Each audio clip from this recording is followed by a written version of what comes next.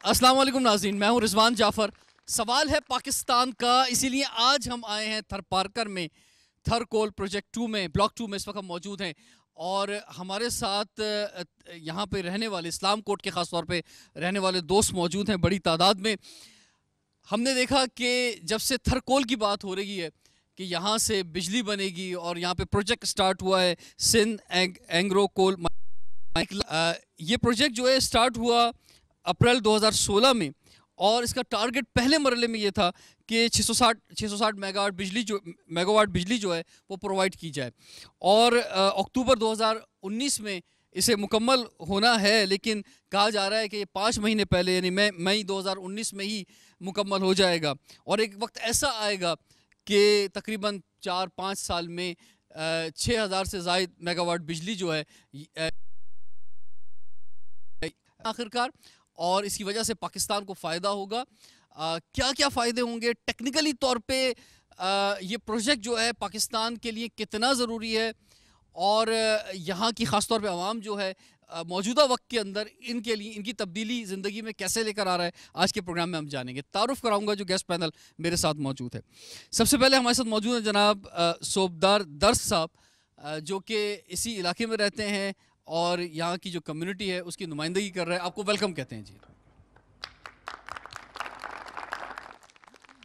हमारे साथ मौजूद हैं, नुमाइंदगी कर रहे हैं Sindh Engro coal mining company की, आप डायरेक्टर साइट ऑपरेशन, और इसी कंपनी के हमारे साथ मौजूद हैं स्पोक्स पर्सन जनाब मोहसिन बबर साहब, आपको वेलकम कहते हैं।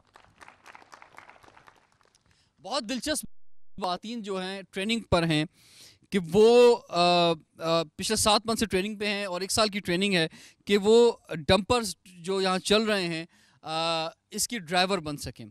और उन तमाम ख़वातीन की यहाँ पर नुमाइंदगी कर रही हैं लता चौहान, आपको भी वेलकम कहते हैं। मैं पीछे देख रहा हूँ बैकड्रॉप पे बड़ा खूबसूरत लिखा हुआ है थर बदलेगा पाकिस्तान, थर विल चेंज पाकिस्तान। तो ये कैसे मुर्तज़ा रिजवी साहब पाकिस्तान को थर बदलेगा, ऐसा क्या हो रहा है?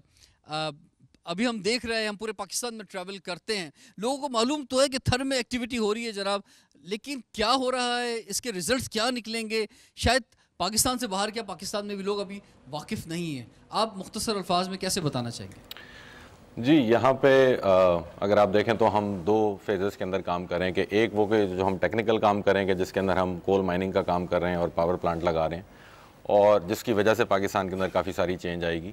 और दूसरा ये कि हम यहाँ की लोकल कम्युनिटी को साथ लेके चल रहे हैं। इस प्रोजेक्ट को हमने इंक्लूसिव प्रोजेक्ट डिक्लेयर किया है, जिसमें लोकल कम्युनिटी को हम यहाँ पे अपलिफ्ट कर रहे हैं और उनकी ज़िंदगी बदलने का हमने तहिया किया हुआ है। हमारा ख्याल यह है कि जब इस प्रोजेक्ट से पूरे पाकिस्तान फ़ायदा होना चाहिए, अगर उनको इस प्रोजेक्ट से फ़ायदा नहीं होगा तो हम समझेंगे कि ये प्रोजेक्ट जो है वो इनको कम्युनिटी को तो फ़ायदा इस लिहाज से होगा कि इन्हें रोज़गार मिल रहा है, यहाँ पर जो है वो मुलाजिम हैं, 2000 चाइनीज़ जो हैं वो यहाँ पे काम कर रहे हैं, बड़ी तादाद में लोग इस वक्त यहाँ पे काम कर रहे हैं। तो लेकिन ये नेशनल ग्रिड में जो है बिजली चली जाएगी, तो यहाँ के इलाके तो रोशन नहीं हो सकेंगे आपके प्रोजेक्ट से। नहीं जी, उसूलन अगर कहीं पे भी कोई आईपीपी बिजली बनाता है तो वो डायरेक्टली गवर्नमेंट को हम बिजली सेल आउट करते हैं, और वो हमारा मैंडेट नहीं है कि हम यहाँ पे लोकल लोगों को बिजली प्रोवाइड करें, क्योंकि 500 केवी के ऊपर हम ये बिजली प्रोड्यूस कर रहे होंगे और ये नेशनल ग्रिड में जाएगी, और वहाँ से फिर इसका एक पूरा डिस्ट्रीब्यूशन का एक निज़ाम है जो कि चलेगा और वहाँ से फिर डिस्ट्रीब्यूट होती है। बट इसके बावजूद हमने गवर्नमेंट के साथ बातचीत की है कि किसी तरह हम इस इलाके को भी फैसिलिटेट कर सकें, अंदर कामयाब हो सकें कि इस बिजली से लोकल लोगों को भी फ़ायदा हो सके। ठीक है, मोहसिन बबर साहब थोड़ा सा ये फरमाएं कि ये जो 2 कंपनियां एक साथ काम कर रही हैं, ये क्या हैं 2 कंपनियां, थोड़ा सा डिफरेंस फरमाएं ज़रा, क्या है? देखिए जी, एक कंपनी हमारी जो है वो Sindh Engro coal mining company है, जिसकी 54% ओनरशिप सिंध गवर्नमेंट के पास है। वो काम करती है कोल निकालने का, और वो कोल निकाल के हमारा जो पावर प्लांट है, जो कि दूसरी कंपनी है जिसको एंग्रो पावर जन थर लिमिटेड कहते हैं, वो उस कंपनी को वो कोल सेल करेगी, वो उसमें से बिजली बनाएगी, और वो बिजली जो है फेडरल गवर्नमेंट को हम अपनी दीवार के से बाहर फेडरल गवर्नमेंट को सेल आउट कर देंगे और वो वहाँ से डिस्ट्रीब्यूट करेंगे। तो ये 2 कंपनियां हैं जो कि काम कर रही हैं। ठीक है, अच्छा ये फरमाएं कि ये जो हम कहते हैं 660 मेगावाट बिजली जो है प्रोड्यूस करें मई 2000 इसी साल के अंदर, और उसके बाद आपका टारगेट जो है वो 6000 तक जाना है, तो जो लोग ज़्यादा टेक्निकल नहीं हैं उन्हें फरमाएं कि ये कितनी होती है 660 मेगावाट से कितना इलाका रोशन हो सकता है, या 6000 कितनी होती है, कंपैरिजन तरह कहीं से करके बताएं। देखिए, सारे पाकिस्तान को इस वक्त जो बिजली दरकार है, जो इस वक्त मुहैया की जा रही है, पीक जो जाती है वो 18,000 मेगावाट जाती है। तो आप अंदाज़ा लगाएं कि 18,000 मेगावाट अगर पाकिस्तान सारे को जाती है तो उसका 1/3 हिस्सा जो है वो सिर्फ थरकोल के एक इस ब्लॉक से 1% कोल रिजर्व से मिल सकता है। इस तरीके से कराची शहर के लोगों को समझने के लिए ज़रा बात कर लूँ कि 2,5-3 हज़ार मेगावाट बिजली दरकार होती है, उनकी डिमांड है, और हम सिर्फ एक ब्लॉक से 6,000 मेगावाट बिजली दे सकते हैं। तो इसका ये कंपैरिजन है। ठीक है, मुर्तज़ा साहब आपकी तरफ मैं वापस आता हूँ। हम कहीं देर नहीं हो गई हमें जागने के अंदर। आज जो दुनिया में बात हो रही है क्लाइमेट चेंज के हवाले से, तो वो जो बड़े प्रोड्यूसर्स हैं, चाहे वो खुद चाइना हो या अमेरिका हो या इंडिया हो, कि जहाँ पे कोल्स के ज़रिए जो है वो बिजली बनाई जा रही है, तो उनको पूरी दुनिया उनके ख़िलाफ़ बात कर रही है कि जनाब इसको आप कम करें, बल्कि कर रही है कि इसको ख़त्म किया जाए। और वो काम जो हमें 1950s में कर लेना चाहिए था, हम अब उसका आगाज़ कर रहे हैं। जी, हमारे पास जो कोयले का जो कोयला दरियाफ्त हुआ हमारे पास, वो कहीं 1980s के अंदर हमें एक्सप्लोरेशन हुई इसकी। उसके बाद 1992 के अंदर इसके ऊपर काफ़ी सारा काम हुआ, और उसके बाद से इसके ऊपर कोशिशें की जा रही थी कि किसी तरह इस प्रोजेक्ट को जो है वो अमली जामा पहनाया जाए, और ये जो है किसी तरह कोल निकाल के इसके ऊपर हम पावर जनरेशन करें। हाँ, आपका कहना सही है कि हम इस काम के अंदर थोड़े से लेट हो गए, मगर जितना ज़ख़ीरा हमारे पास यहाँ पर मौजूद है उसको हमें निकाल के इस्तेमाल करना पाकिस्तान के लिए बहुत ज़रूरी है।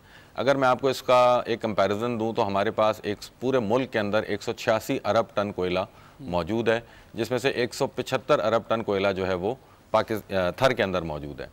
इस 175 अरब टन कोयले की एनर्जी को आप अगर अंदाज़ा लगाएं कि ये किसके बराबर है या इस एनर्जी से हम क्या कर सकते हैं, तो ये समझें कि सऊदी अरब और ईरान के ऑयल को अगर आप मिला लें तो उन दोनों का थर के अंदर यहाँ पे दफन है, जिसको अगर हम निकालें तो हम एनर्जी के मामले में खुद कफील हो सकते हैं, और ये पाकिस्तान के लिए एक एनर्जी सिक्योरिटी साबित हो सकती है। साहब, यही क्लाइमेट चेंज का सवाल अगर मैं आपकी तरफ लेके जाऊँ।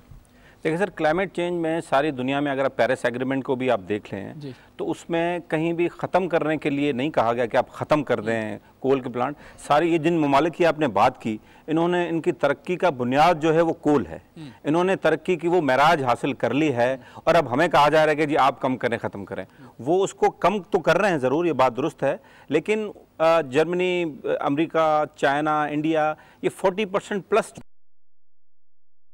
लेकिन को सामने रखते हुए इसमें और इससे एनवायरनमेंट को क्या नुकसान पहुंचेगा? हमारे मुल्क में वैसे ही आपको पता है हीट वेव्स आ रही हैं और दूसरे बहुत सारे क्लाइमेट इश्यूज मौजूद हैं। नहीं, देखें जी, हम कोई भी पाकिस्तानी या इंटरनेशनल कानून की खिलाफ वर्जी नहीं कर रहे, और माहौलियात के जो इंटरनेशनल स्टैंडर्ड्स तय किए गए हैं कोल प्लांट्स के लिए, हम उनसे कहीं कम हैं, और किसी भी कानून की या रूल की हम खिलाफ वर्जी नहीं करते हैं। तो इसलिए हम उस सिस्टम के अंदर हैं, और हम कोई भी कहीं भी माहौल को ख़राब करने नहीं जा रहे हैं। ठीक है, मुर्तज़ा रिजवी साहब, ये फरमाएं कि ये ब्लॉक 2 है जहाँ पे हम इस वक्त मौजूद हैं, और आपका पहला प्रोजेक्ट है जिसमें डंपिंग हो रही है। हम लास्ट ईयर भी आए थे जब हमने यहाँ प्रोग्राम किया था, तो काम तेज़ी से जारी है, लेकिन आपका टारगेट क्यों 5 साल है कि जनाब 5 साल में जाके आप जो है 6000 मेगावाट जो है वो, इतने सारे ब्लॉक्स हैं, एक वक्त में हम ज़्यादा प्लांट्स लगा के वो टारगेट 1 साल में या 1.5 साल में, 2 साल में क्यों नहीं अचीव कर सकते? देखें, हर प्रोजेक्ट को कंप्लीट करने का एक नेचुरल टाइम इसका होता है, जो कि हमने इसका टाइम रखा था कि 42 मंथ्स के अंदर जो है वो हम इस प्रोजेक्ट को कंप्लीट करेंगे, मगर इसको हमने जल्दी कोशिश करके 38 महीने के अंदर हमने प्लान किया इंशाल्लाह। और ये एक स्लो प्रोसेस है कि जिसके थ्रू आपको ओपन पिट माइनिंग करनी पड़ती है, जिसमें आपको ओवरबर्डन निकालना पड़ता है, मट्टी निकाल के आपको डंप करनी पड़ती है। इसके अंदर बहुत सारा पैसा इन्वॉल्व होता है, कैपिटल करना, और फिर अगर आप प्रोजेक्ट को बड़ा करेंगे तो उतने ही पैसे आपको ज़्यादा चाहिए होंगे। तो आप एक छोटे स्केल के ऊपर प्रोजेक्ट स्टार्ट करते हैं, उसके बाद फिर आप उसको आहिस्ता आहिस्ता एक्सपेंड करना शुरू करते हैं। हमने ब्लॉक 2 के अंदर काम शुरू किया है, इसी तरह यहाँ पे ब्लॉक 1 जो है वो भी काफ़ी तेज़ी से आ रहा है, वो भी अपना काम शुरू करेगा इंशाल्लाह इस साल के आखिर तक, उनका कहना है।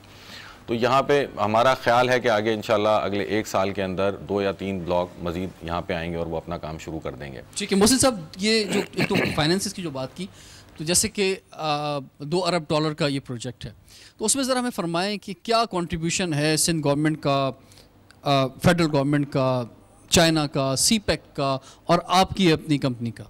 देखिए इसमें जो दो कंपनीज हैं, दो कंपनी का मुख्तलिफ रेशोज़ हैं कंट्रीब्यूशंस के, और जो Sindh Engro coal mining company है उसकी 54% जो शेयर्स हैं वो सिंध गवर्नमेंट ओन करती है, और उसमें बाकी जो शेयर्स हैं मुख्तलिफ कंपनीज़ के हैं, सिर्फ 4 से 5% शेयर जो हैं वो चाइनीज़ एक कंपनी है सीमैक उनके हैं। तो ये जो Sindh Engro coal mining company का जो प्रोजेक्ट है ये 95% प्योरली पाकिस्तानी प्रोजेक्ट है। तो इसको सीपैक में शामिल इसलिए किया गया था ताकि हमें फंडिंग हासिल हो सके, से में इसको सीपैक में शामिल किया गया था। ठीक है जी, वाह जी, ज़बरदस्त, बड़ी मुफीद जो है मालूमात हमें मिली है, और ये तो कोई रैपिड फायर क्वेश्चंस हो गए, मुझे ऐसा लगा कि बड़ी जल्दी क्विक जो है, और आपने जवाब दिए बड़े बहुत ही ज़बरदस्त। तो इस प्रोजेक्ट के मुतालिक जो है हमें मालूमात हासिल हुई इस सेशन के अंदर।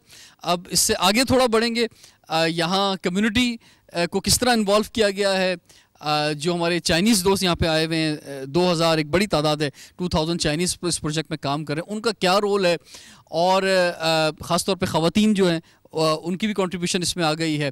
तो ये जो हम देख रहे हैं कि बार बार कहा जा रहा है थर बदलेगा पाकिस्तान, तो पाकिस्तान का बहुत, और हमारे साथ यहाँ पर यहाँ के मकामी लोग भी और जो इस प्रोजेक्ट में काम कर रहे हैं। लास्ट सेशन में बड़ी तफसील से बात हुई कि Sindh Engro coal mining company क्या कर रही है यहाँ पर, और हमारे साथ मौजूद हैं लता चौहान, और पिछले 7 महीने से ये ट्रेनिंग हासिल कर रही हैं डंपर ड्राइवर की, और अभी कुछ महीने बाकी, 1 साल की ट्रेनिंग है, उसके बाद आप भी जो है मैदान में होंगी और बड़ा इंपॉर्टेंट रोल अदा कर रही होंगी। 26 गर्ल्स हैं जो ये ट्रेनिंग हासिल कर रही, क्या कर रही हैं लता, आप कुछ फरमाएं।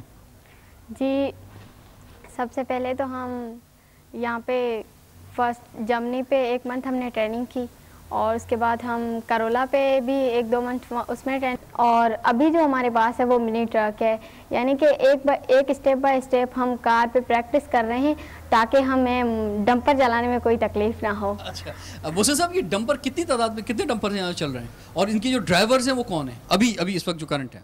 इस वक्त जी हमारे पास 125 डंपर्स जो हैं वो चल रहे हैं, और उस पर तकरीबन लगभग 500 के करीब हमारे पास ड्राइवर्स हैं, जिनमें से 80% 85% का ताल्लुक थरपारकर से है, और वो डंपर चला रहे हैं इस वक्त। उनको भी ट्रेनिंग दी गई थी, सब के सब लोकल लोग हैं, और ये पाकिस्तान का सबसे बड़ा ट्रक है जो कि 60 टन वज़न उठा सकता है, सबसे बड़ा ट्रक है।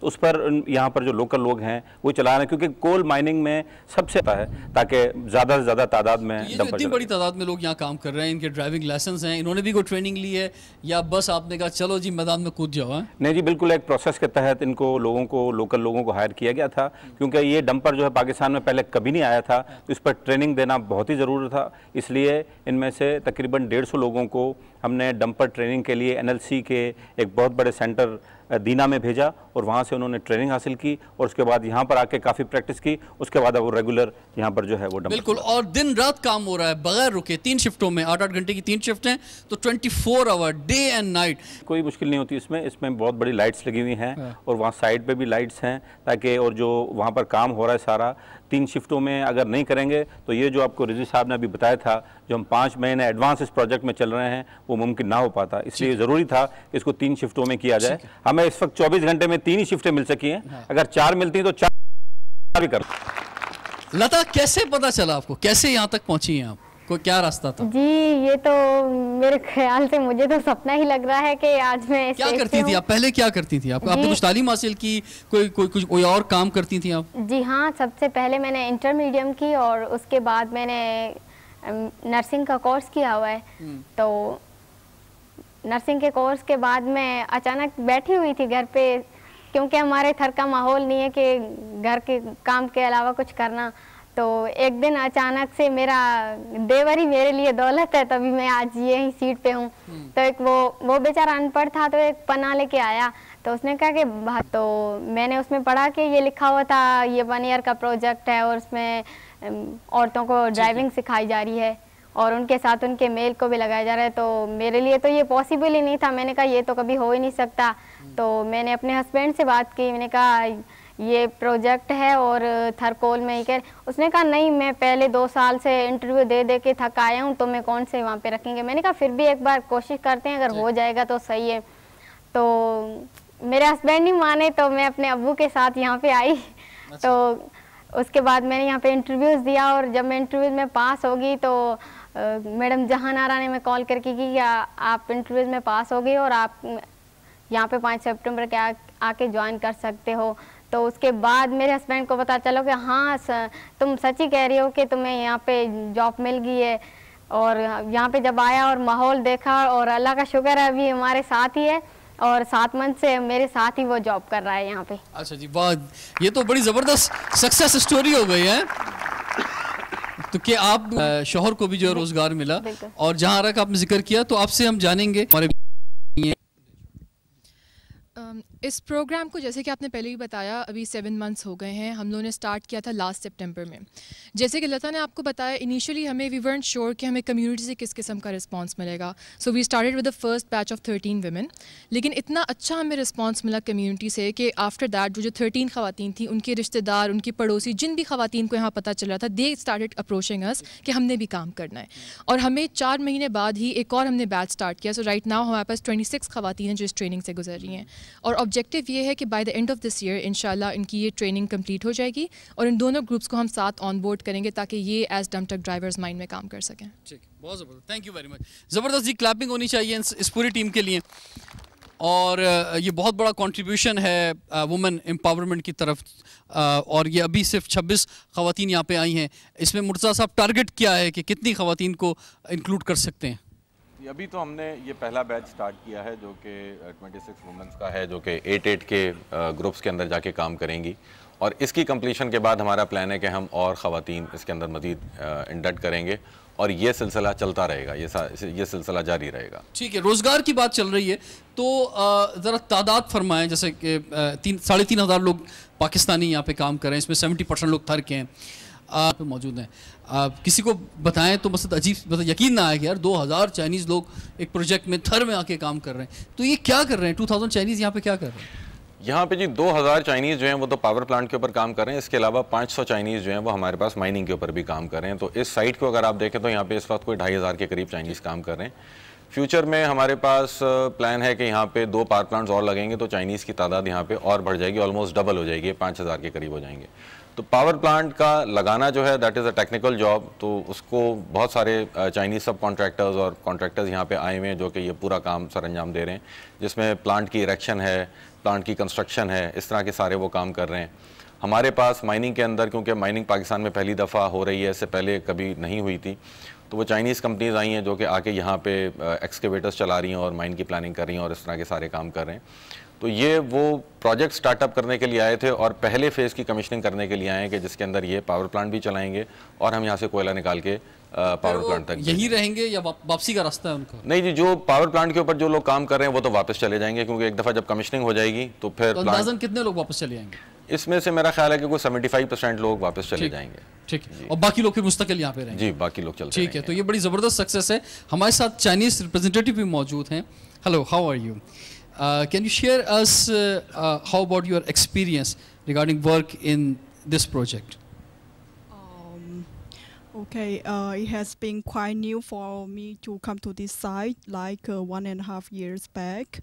And then after I come here, I can only remember that when we hire all these female, they drive the dump truck, is the project who empower the woman. But actually, I think more they should empower themselves. It's not how men give the woman jobs. They have to empower themselves, educate themselves, and then they can have a greater future. So till now, my experience at site is very, very, very good, and I really learned a lot from this place. Yeah. So, okay. And also please share that in Pakistan there is a big issue of security in past, not now, but in past there is a big fear to your country, or you feel any problem regarding in that area? Okay, about this, actually my parents and my friends back home, they always ask me, but my answer give to them is I'm still alive and there's nothing at all happening in Pakistan. So about the security problem, that's what the world have the impression on Pakistan. And when the Pakistanis, they go out of Pakistan, foreigner, when I go out of Pakistan, I always say to people that the people here, they're very honest. They are very, great friends around you. They never do anything bad to you, because by hospitality also. yes, that's why I said to them always. And that also, and actually whatsoever I said to the people also confirmed me a lot. I mean, I have kind of, I don't know, good feeling on what I said on this country. So on the security and some part of this country, and of course, because it's still developing, when the country is still developing itself, gone through a lot of difficulties when we develop our country. So this is like heaven everywhere. Not even America is safe. Yeah. Thank you very much. जी, और बहुत खुशाइंद बात है, पिछले 1.5 साल के अरसे में ये यहाँ चाइनीज़ यहाँ पर मौजूद हैं, और सिर्फ इस प्रोजेक्ट में नहीं, पाकिस्तान में कराची से लेके चाइना बॉर्डर तक, गिलगित बल्तिस्तान तक आपको मुख्तलिफ प्रोजेक्ट्स में बड़ी तादाद में चाइनीज़ मिलेंगे। इसी तरह से और डिफरेंट कंट्रीज़ के भी लोग मिलेंगे। ये भी एक बहुत इम्पॉर्टेंट पहलू है पाकिस्तान के बेटर इमेज के लिए। पाकिस्तान और नाज़रीन, और ब्रेक थर पार्कर में मौजूद हैं, और ब्लॉक 2 थर में इस वक्त हम हैं Sindh Engro coal mining company के साथ। आज प्रोग्राम तो कैसे बदलेगा, क्या थर तो बदलेगा पाकिस्तान, क्योंकि टेक्निकली तौर पे आपको इस प्रोग्राम में हमने बताया है कि क्या तब्दीली आएगी इस प्रोजेक्ट से, लेकिन क्या तब्दीली जो है वो थर के। सर आप फरमाइए, यहाँ इस इलाके के लोग हैं, इनकी क्या किस्मत बदल गई है इस प्रोजेक्ट की वजह से? जी हाँ, बदल गई है, बिल्कुल बदल गई। पहले हम तो पहले भी मालदार थे, हमारी अपनी ज़मीनें थी और अपना कारोबार था, लेकिन ये ख़ास करके जो पसमानदा कबीर हैं, मिसाल भील, कोली, मेघवाड़, ये बेचारे माइग्रेट करके पक्के की साइड पे निकल जाते थे, फिर 8 महीने वहाँ पर गुजारते थे। लेकिन अल्हम्दुलिल्लाह अभी वहाँ पर उनका अपना रोज़गार है और उनकी अपनी मतलब तनख्वाह से एक घर में 4-5 मतलब बंदे जो हैं काम कर रहे हैं सही तरीके से, और उनका इस फर्स्ट क्लास नमूने से एक तो वो लोग हैं कि जो डायरेक्टली तौर पे यहाँ पे काम कर रहे हैं, तकरीबन इस इलाके के इस कंपनी में डायरेक्टली तौर पे तनख्वाह ले रहे हैं, ट्रेनिंग ले रहे हैं, या ट्रेनिंग भी ले रहे हैं तो उन्हें उसकी सैलरी मिल रही है, और उसके साथ साथ जो है जॉब भी कर रहे हैं। 3 शिफ्टों में यहाँ पे काम हो रहा है। लेकिन इनडायरेक्टली तौर पर भी कॉन्ट्रैक्टर्स हैं जैसे, या डिफरेंट कम्युनिटी के लोग हैं, यहाँ पे बिजनेस आया है, लोग आ रहे हैं यहाँ पे, तो इससे ओवरऑल पूरे शहर को, इस्लाम कोट को, मिट्टी को और इर्द गिर्द के छोटे इलाकों को फ़ायदा पहुँचा है? जी हाँ, ज़बरदस्त फ़ायदा पहुँचा है। मैं खुद BA ग्रेजुएट हूँ, कहीं से भी मुझे नौकरी नहीं मिली। यहाँ पर मैं अपनी बकरियाँ चराता था और उस वक्त आपके सामने हूँ। जरूर यहाँ तो आपको क्या बेनिफिट मिला? मुझे मैं अकेला नहीं, यहाँ पर तकरीबन जो हमारे गांव के लोग हैं उन किस्म का काम चल रहा है। यहाँ पर किसी ने मेस लगाई हुई है, किसी ने होटल बनाई हुई है, किसी ने शॉप लगाया है, किसी की गाड़ी चल रही है, कॉन्ट्रैक्ट है, मतलब इस तरीके से मतलब ज़बरदस्त किस्म से काम चल रहा है। ठीक है, मोहसिन साहब फरमाइए, ये कम्युनिटी डेवलपमेंट के लिए या कॉर्पोरेट सोशल रिस्पॉन्सिबिलिटी का डेवलपमेंट है, थर के लोगों को और लोकल लोगों को ख़ास तौर पर फ़ायदा नहीं पहुंचेगा, तो ये डेवलपमेंट एक सवालिया निशान बन जाएगा। तो आप फिर एक प्रोग्राम कर रहे होंगे, कभी न कभी सवाल है पाकिस्तान का कि लोकल लोगों को क्या फ़ायदा हुआ। तो ये ज़रूरी था कि लोगों को शामिल किया जाए, और इस काम के लिए हमने एक थर फाउंडेशन कायम की है, और थर फाउंडेशन यहाँ पर काम कर रही है, और हम ये दावा करते हैं और यहाँ पर आके हम लोगों को दिखा भी सकते हैं कि ये पाकिस्तान का सबसे बेस्ट कम्युनिटी डेवलपमेंट मॉडल है, और यहाँ पर इसको ना सिर्फ नेशनली, अब इंटरनेशनली भी इसको रिकॉग्नाइज किया जा रहा है। एजुकेशन, ये देखें, एजुकेशन पे हमने यहाँ पर इस वक्त 10 स्कूल इस इलाके में लोकल में कायम किए हैं, और वो इस थरपारकर के इस पसमानदा इलाके में वो ऐसे स्कूल हैं जो यहाँ के बच्चे इस्लामाबाद, लाहौर और कराची के बेस्ट स्कूलों। उसके बाद हम बात करते हैं जो सबसे बड़ा मसला था यहाँ पर, वो पीने के पानी का और ग़िज़ाइयत का एक बड़ा इशू है, और हेल्थ का। जी बिल्कुल, हेल्थ में हम यहाँ पर एक 250 बिस्तरे की बहुत बड़ी हॉस्पिटल बनाने जा रहे हैं, जो कि शाहिद अफरीदी फाउंडेशन और इंडस हॉस्पिटल के ताउन से सिंध गवर्नमेंट ने उसमें लैंड हमें डोनेट की है, और बहुत सारे लोग आ रहे हैं जो कि इसमें हमें डोनेट करने जा रहे हैं। बेस्ट हॉस्पिटल हम अस्पताल में बनाने जा रहे हैं, और यहाँ पर इंशाल्लाह साल के आखिर में अस्पताल काम शुरू कर देगी। उसके अलावा एक क्लिनिक भी यहाँ पर काम कर रहा है, जहाँ पर मुकम्मल फ्री इलाज लोकल लोगों को दिया जाता है। ग़िज़ाइयत की आपने बात की, जो एक बहुत बड़ा इशू रहा है और मीडिया में इस पर बात भी काफ़ी की जाती है। हमारे इस प्रोजेक्ट आने के बाद और ये सहूलियत ग़िज़ाइयत के हवाले से, ग़िज़ाइयत की कमी की वजह से किसी बच्चे की मौत नहीं हुई है। क्या फ़ायदा पहुंच रहा है इस प्रोजेक्ट से? सर आप लोगों, सर आप तशरीफ लाएंगे, तशरीफ लाइए भाई, इनके लिए क्लैपिंग होनी चाहिए ज़बरदस्त। आइए सर फरमाइए, क्या तब्दीली आई है इस इलाके के लोगों में? तब्दीली तो हमारा स्लोगन ही ये है कि थर बदलिंदो पाकिस्तान।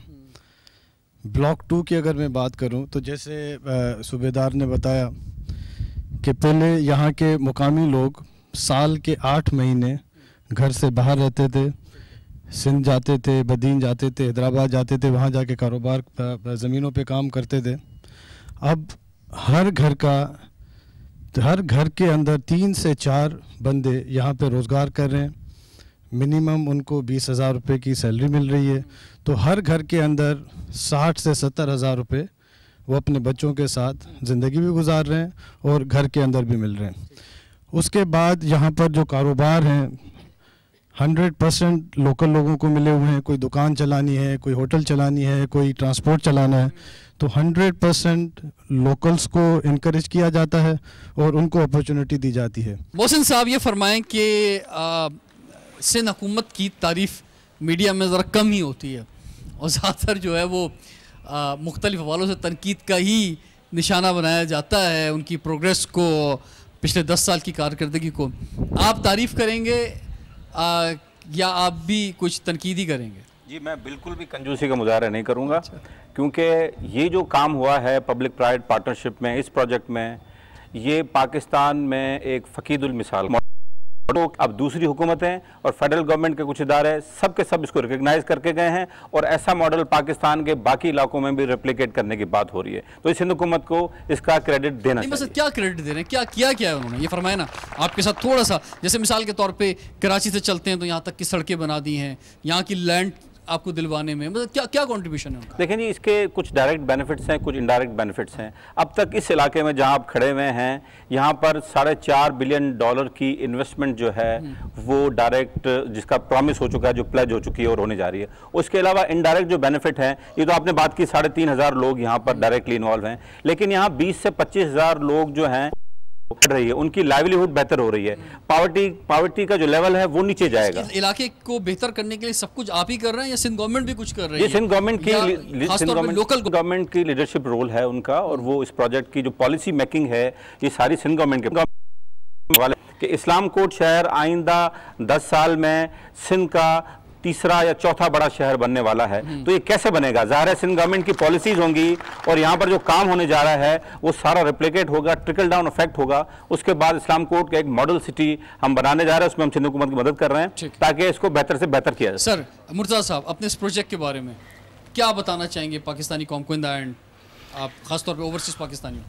देखें जी, इस प्रोजेक्ट की सिग्निफिकेंस जो है अगर उसको देखें आप, तो जैसे मोहसिन ने पहले कहा था कि हर उस मुल्क ने तरक्की की है जिसने अपनी इंडिजिनस रिसोर्स के ऊपर इन्हिसार किया है।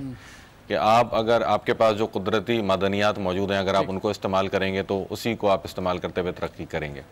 तो पाकिस्तान में ये काम नहीं हुआ था, हमने कोयला निकालना शुरू किया, तो हम इंडिजिनस फ्यूल के ऊपर पावर जनरेशन करने के लिए जा रहे हैं। इसका एक बहुत फ़ायदा जो पूरे मुल्क को पहुँचेगा वो ये कि हम इससे सस्ती बिजली बनाएंगे, और जितनी भी हम इम्पोर्ट कर रहे थे ऑयल की, जो एक्सपेंसिव फ्यूल है उसको हम इंपोर्ट कर रहे थे और उसके बाद फिर हम उससे बिजली बना रहे थे जिससे हमें महंगी बिजली मिल रही थी। तो ये काम करने के बाद हमें एक सस्ती बिजली मिलना शुरू होगी, तो हम महंगी बिजली से सस्ती बिजली को सब्स्टिट्यूट करेंगे, तो उससे कंज्यूमर को भी फ़ायदा होगा और इंडस्ट्री को भी फ़ायदा होगा। ठीक है, ये सब कुछ आप कर रहे हैं, आपको किसी किस्म की मदद चाहिए वफाकी सूबाई हुकूमत से, बिजनेस कम्युनिटी से? या बात की थी तो मैं इसके ऊपर कहता चलूँ कि इतना बड़ा प्रोजेक्ट, अगर आप $2 अरब की इन्वेस्टमेंट की बात कर रहे हैं, उसके बाद फिर आप $1 अरब सिंध गवर्नमेंट ने इस पूरे एरिया को डेवलप करने के लिए इंफ्रास्ट्रक्चर बनाया ताकि इन्वेस्टर्स आएँ और यहाँ पे आके काम कर सकें। तो ये भी सारी सपोर्ट सिंध गवर्नमेंट ने की। सिंध गवर्नमेंट ने यहाँ पे सॉवरन गारंटी दी जो कि फेडरल गवर्नमेंट को दी, और फिर उसकी बेसिस के ऊपर फेडरल गवर्नमेंट ने जो है वो चाइना को सॉवरन गारंटी दी। तो गवर्नमेंट ऑलरेडी अपना पार्ट प्ले करिए, चाहे वो फेडरल गवर्नमेंट हो, चाहे वो लोकल प्रोविंशियल गवर्नमेंट हो। बहुत ज़बरदस्त। तो आप लोग पूरी उम्मीद हैं कि थर बदलेगा? वैसे तो बदल रहा है काफ़ी हद तक, और बदलेगा, आगे जो है बहुत ज़्यादा तरक्की होगी और थर तरक्की करेगा, और इस प्रोजेक्ट की वजह से और इस खित्ते की वजह से पाकिस्तान तरक्की करेगा। आप लोग सब पर उम्मीद हैं जी। और जैसे कि हमने ये सक्सेस स्टोरीज आपकी खिदमत में पेश की कि थर के लोगों की ज़िंदगी में एक बड़ी तब्दीली आई है इस प्रोजेक्ट की वजह से, और एक रोशन पहलू पाकिस्तान का, और एक मुस्तकबिल, एक बेहतर मुस्तकबिल की नवीद जो है थर से निकल रही है। हम लेट ज़रूर हो गए इस प्रोजेक्ट के अंदर, लेकिन अब जितना भी लेट हो गए हैं कोई बात नहीं, अब जो है आगे कामयाबी जो है वो हमें मिलेगी। और जैसा कि ये पीछे बैकड्रॉप पे हमारे मौजूद है लिखा हुआ कि थर बदलेगा पाकिस्तान, तो इससे पाकिस्तान, यहाँ से जो रोशनी निकलेगी, जो बिजली मिलेगी और यहाँ से जो रोज़गार मिलेगा, यहाँ पर जो तरक्की होगी, उससे पाकिस्तान वाकई बदलेगा। रिजवान जाफर को इजाज़त दीजिए, सवाल है पाकिस्तान।